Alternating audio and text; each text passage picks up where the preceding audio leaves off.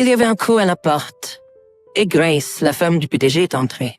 Je t'ai préparé du café, alors sers-toi. Je n'ai pas pu me retenir quand j'ai entendu ces mots. Grace avait l'air surprise, mais elle n'a pas poursuivi le sujet. Elle est restée silencieuse et m'a attendu. Mon nom est Julian Hill. J'ai 28 ans et je vis pour travailler. Mais ça veut pas dire que j'étais compétitif et que tout le monde comptait sur moi. C'était pas si génial. Bien sûr, ce serait génial si c'était le cas, mais je savais que je n'étais pas si capable. Je faisais de mon mieux, mais en termes de vivacité, d'empathie, d'intelligence et de savoir-faire, malheureusement, j'étais au mieux. Donc, quand je disais que je travaillais dur, je travaillais plus dur que tout le monde et je faisais tout, honnêtement, peu importe à quel point mon emploi du temps était chargé. C'était tout ce que je pouvais faire. Comment peux-tu travailler si dur et ne pas tomber malade? Mes amis et collègues qui observaient ma vie le disaient souvent. Le matin, j'arrivais au travail 2 heures plus tôt que d'habitude et je faisais autant de travail que possible. Et l'après-midi, j'essayais de rester concentré et de ne pas trop parler pour pouvoir commencer une nouvelle tâche. Si mon superviseur me donnait un travail, je l'acceptais peu importe l'heure et je rentrais généralement chez moi à 22 heures. Dans le pire des cas, je prenais le dernier train. Même pendant mes jours de congé, je ne pensais qu'au travail. Je faisais ce que je pouvais à la maison. Les gens autour de moi s'inquiétaient de ne pas avoir de vie en dehors du travail. Cependant, je n'ai jamais pensé que cette vie était douloureuse. C'était quelque chose que je voulais énormément et que j'ai finalement obtenu. Quand je pouvais à peine jouer dehors et entre l'été de ma 3e année d'école primaire et le printemps de ma 2e année de collège, j'étais soit à l'hôpital, soit à la maison. J'enviais mes copains qui jouaient dehors et participaient à des activités parascolaires. C'était pas comme si je voulais être malade. Je ne me souviens pas d'avoir fait quelque chose de suffisamment mal pour être puni par Dieu. Mais il y a eu de nombreuses fois où j'ai ressenti de la rancœur envers ma vie, me demandant pourquoi j'étais le seul. Les amis qui s'occupaient de moi au début ont peu à peu arrêté de me demander de mes nouvelles. Quand j'ai terminé le collège, j'avais presque plus d'amis. Bien sûr, il est logique que lorsque vous passez de l'école primaire au collège, votre environnement et vos pensées changent, et vous êtes plus occupé. Cependant, mes amis de longue date étaient en avance sur moi.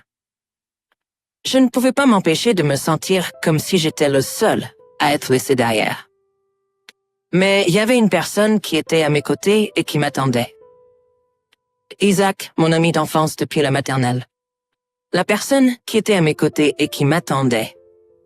Isaac, mon ami d'enfance depuis la maternelle. Isaac was, to put it bluntly, a bit of a dullard. Je suppose que j'ai hérité du caractère de mes parents, mais j'étais plutôt impatient. J'attendais toujours qu'il mette ses chaussures ou quand il courait parce qu'il était lent. Mais ensuite, c'est lui qui a commencé à m'attendre.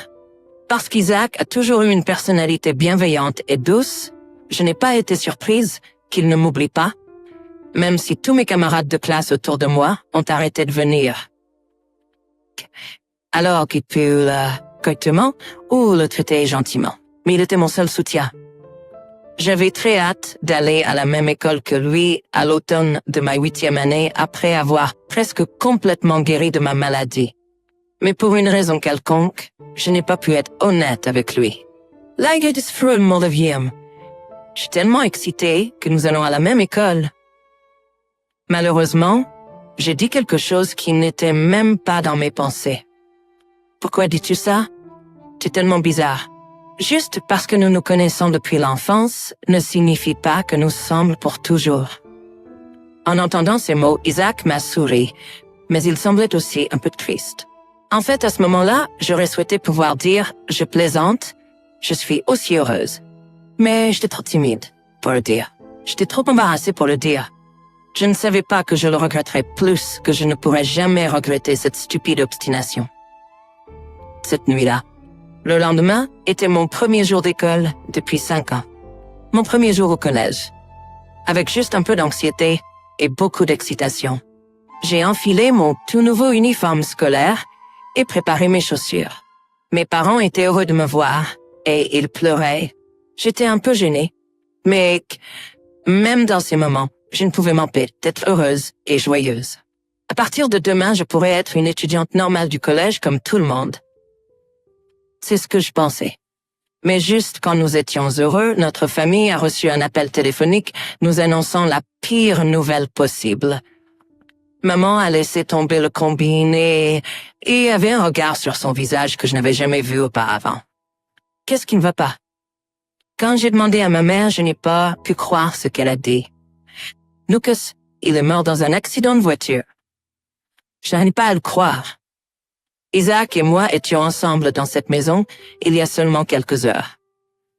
Nous allions enfin pouvoir aller à l'école ensemble le lendemain. Isaac avait patiemment attendu le grand jour avec moi tout ce temps. Pourquoi a-t-il dû disparaître maintenant? C'était difficile à croire, mais le temps passait malgré nos sentiments. Le lendemain, je suis allée à l'école pour la première fois au collège, distraitement. Le lendemain, je suis allée à l'école pour la première fois au collège, distraitement. J'avais des amis de l'école primaire, donc je n'avais pas de problème à me faire des amis. Mais je pouvais sourire de tout mon cœur, car Lucas était déjà parti. Le lendemain, j'ai assisté aux funérailles de Lucas, mais beaucoup d'enfants de l'école n'étaient pas présents. J'ai demandé la raison. J'ai entendu dire que Lucas n'avait pas beaucoup d'amis à l'école, car il venait me rendre visite après l'école sans y penser à deux fois. Je ne pouvais pas croire qu'il avait mis sa vie scolaire en pause juste pour me rendre visite à l'hôpital. C'était très typique de Lucas, mais qu'est-ce qu'il avait en tête? Je ne pouvais pas remercier mon merveilleux et doux ami qui se souciait de moi plus que de sa vie scolaire jusqu'au dernier moment. Au lieu de cela, je l'ai blessé en disant qu'il était bizarre. J'étais une amie horrible. Je ne savais pas si j'avais le droit de m'appeler son amie. J'étais tellement frustrée et triste que je n'ai pas pu m'arrêter de pleurer pendant les funérailles. Je n'aurais jamais imaginé que ce jour viendrait. Je pensais que je pourrais le remercier et m'excuser autant que je voulais à partir de maintenant. Un feeling après les Canarians se sont approchés de moi. Je ne pouvais pas les regarder dans les yeux car j'avais tellement honte de moi. La mère de Lucas m'a remis un grand sac en papier. Prends ça. Je pense que Lucas l'a acheté pour toi, Julien. Je sais pas ce que c'est, mais j'aimerais que tu le prennes. Je ne savais pas ce que c'était, mais il n'y avait aucun moyen que je puisse refuser. J'ai accepté le sac en papier et quand j'ai vu ce qu'il y avait à l'intérieur, je n'ai pas pu m'arrêter de pleurer à nouveau et un bouquet jaune vif. Sur le côté de l'arrangement se trouvait une carte écrite à la main qui disait « Je suis tellement content que tu sois sorti de l'hôpital. Ton meilleur ami, Lucas. » L'accident de Lucas s'est produit près d'une fleuriste devant la gare. Le bouquet était intact, mais le sac était légèrement endommagé, donc j'ai tout de suite compris ce qui s'était passé. Lucas était allé acheter des fleurs pour moi et a eu un accident. Je n'arrivais pas à l'imaginer. Jusqu'où s'était-il sacrifié pour moi? Je n'ai jamais entendu parler d'un garçon offrant des fleurs à un autre garçon. Même à ce stade de ma vie, je ne pouvais pas exprimer honnêtement ma gratitude. Tout ce que je pouvais faire était de tenir ce bouquet et de verser des larmes. Lucas serait encore en vie si moi, une personne reconnaissante, n'avais pas été dans son corps. Les parents de Lucas auraient dû ressentir ça, mais ils ne m'ont pas blâmé. Merci d'être l'ami d'Isaac. Et non, je suis BFM. Je n'ai rien fait pour mériter ces mots. Je n'ai rien fait. Je suis tellement immature. Je n'ai pu faire pour lui. Je suis tellement désolée. Tout ce que je pouvais faire était de m'excuser. Et je savais que mes mots n'atteindraient plus Isaac. Tout ce que je pouvais faire était de m'excuser. Et je savais que mes mots n'atteindraient plus Isaac. Je ne peux pas faire soit Isaac soit parti. Je l'ai jamais oublié. Mais jour après jour, j'ai commencé à avancer dans ma vie. J'ai décidé ce que je voulais faire quand je serais grand. Je veux juste aller à l'école. Je veux juste vivre une vie normale. Jusque-là, j'avais ces désirs normaux, mais pour la première fois de ma vie, j'ai trouvé quelque chose que je voulais faire pour quelqu'un d'autre. C'est ce qui m'a motivé jusqu'à aujourd'hui, à 28 ans. Alors, peu importe à quel point j'étais occupée, je ne voulais jamais fuir ma vie. Mais quelque chose me tracassait tellement ces derniers temps que j'avais l'impression de perdre la tête. C'était le nouveau directeur transféré du siège, Lucas. J'avais entendu les rumeurs selon lesquelles il était un homme strict, mais pour être honnête, c'était plus que ce que j'imaginais. Je n'avais pas d'importance à quel point il parlait et me traitait durement, mais la façon dont il assignait les tâches et la façon dont il les traitait étaient. De plus, il n'était pas impressionné par ma volonté de faire de mon mieux. Il avait les yeux sur moi, donc j'étais coincée. Je déteste les gens qui pensent que je travaille de longues heures. Je fais de mon mieux. Ils essaient juste de justifier leur inefficacité. Les vrais bons font le travail en un minimum de temps. Il m'a dit cela, à moi qui arrivais au travail avant le début de la journée et qui travaillait en plus. Et la société ne me payait plus pour cela. Cependant, Lucas m'a assigné une tâche que je ne peux pas accomplir. Mais bien sûr, j'admets que j'étais pas très bon dans ce que je faisais, mais j'étais sûr d'être surchargé de travail, peu importe comment on le regardait. Julien, es-tu sûr que ça va? On dit que, au siège, les gens qui ont attiré l'attention de Lucas ont démissionné les uns après les autres. Peut-être devrais-tu en parler à tes supérieurs. Mes collègues et mes supérieurs proches m'ont parlé comme ça. Mais je ne me laisserai pas décourager par lui. Je devais faire ce que j'avais à faire maintenant pour être utile à cette entreprise. Je ne me souciais pas de moi-même. Je voulais aider cette entreprise. Alors merci, je vais bien. Je n'ai cessé de dire. Puis un jour, Matthew, le PDG de l'entreprise, venait souvent visiter notre bureau, qui n'était pas loin du siège social. Enfin, j'ai été convoqué par Matthew.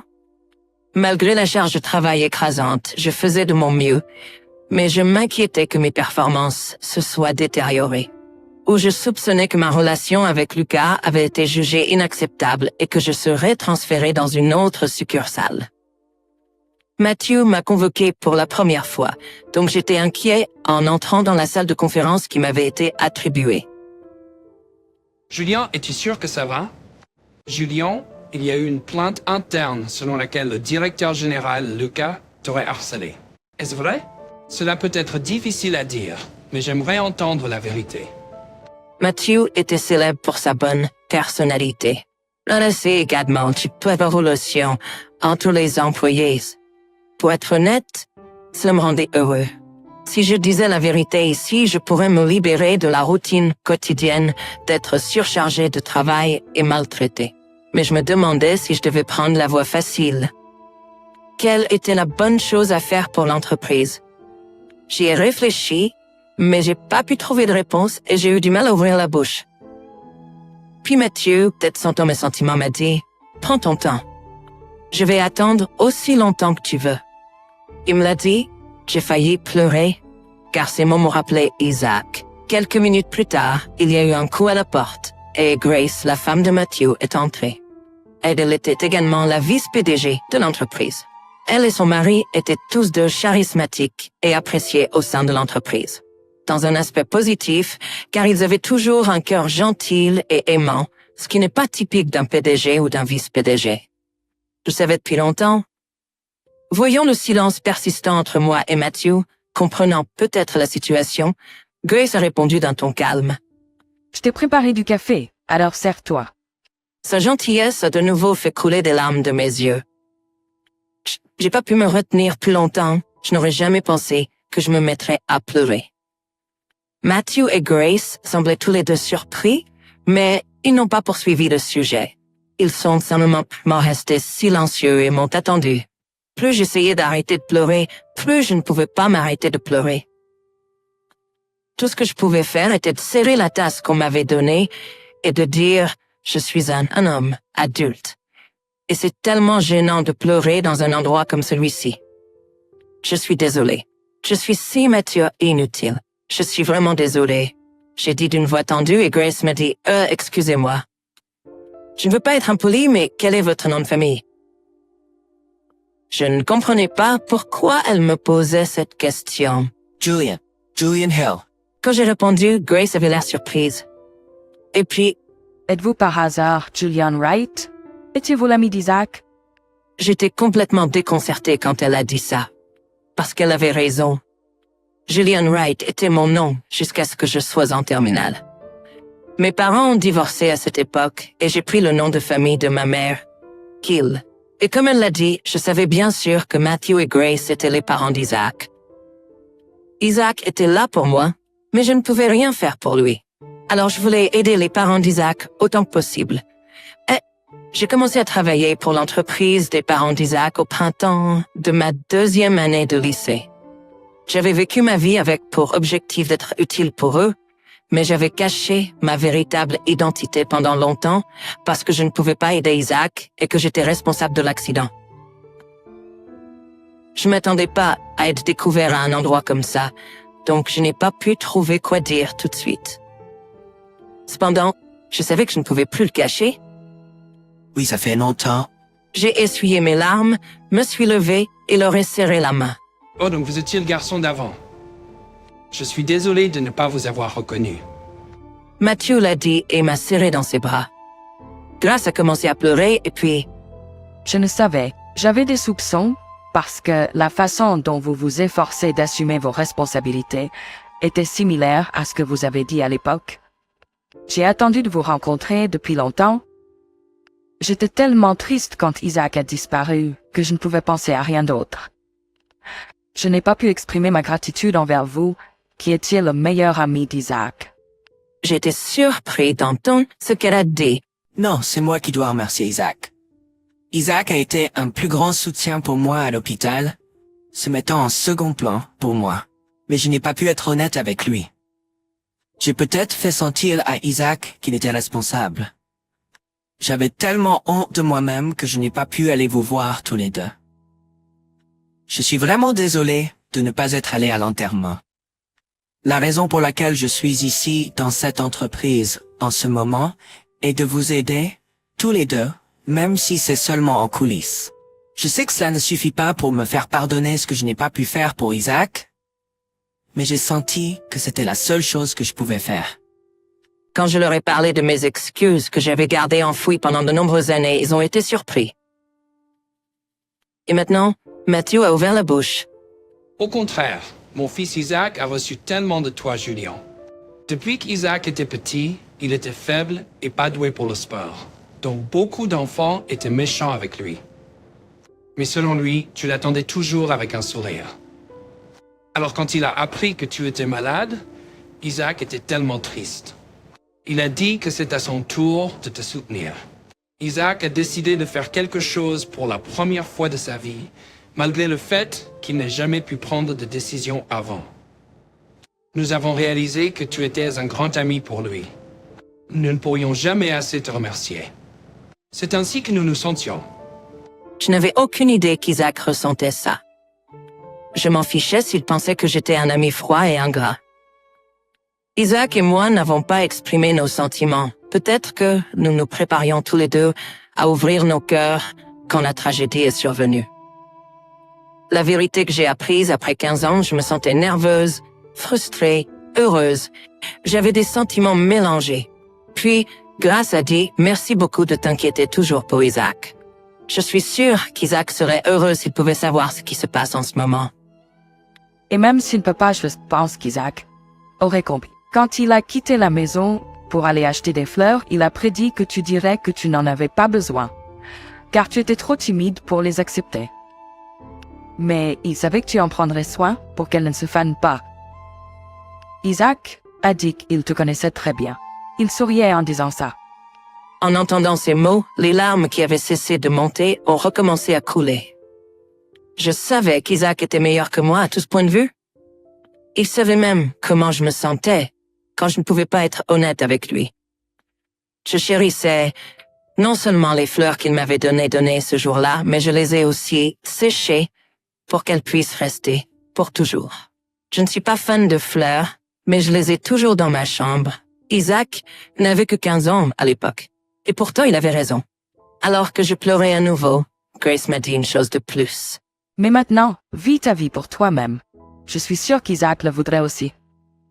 Je pense qu'il voudrait que tu vives ta vie, Julia. Avec ces mots, j'ai eu l'impression que toute ma tension était levée. Peu importe ce qu'il disait, je voulais toujours rembourser ma dette envers Isaac et ses parents. Mais j'ai commencé à considérer mes propres sentiments. C'est ainsi que je me sentais. Je pouvais aussi rendre Isaac heureux en prenant bien soin de ma vie, qu'il avait soutenue. J'ai aussi tout dit à propos du harcèlement que j'ai subi, ainsi que d'autres employés, de la part de Lucas. En conséquence, Lucas a été muté au siège social. Pour le rééduquer, il a été rétrogradé au poste d'employé régulier. J'ai pu travailler avec un horaire raisonnable et gratifiant. Étrangement, j'ai travaillé mieux et obtenir de meilleurs résultats. Sans le savoir, j'ai commencé à être utile à l'entreprise. Je me sens vraiment redevable envers Lucas et ses parents depuis longtemps. Désormais, je ferai de mon mieux pour rembourser leurs faveurs tout en vivant pleinement sans me surmener.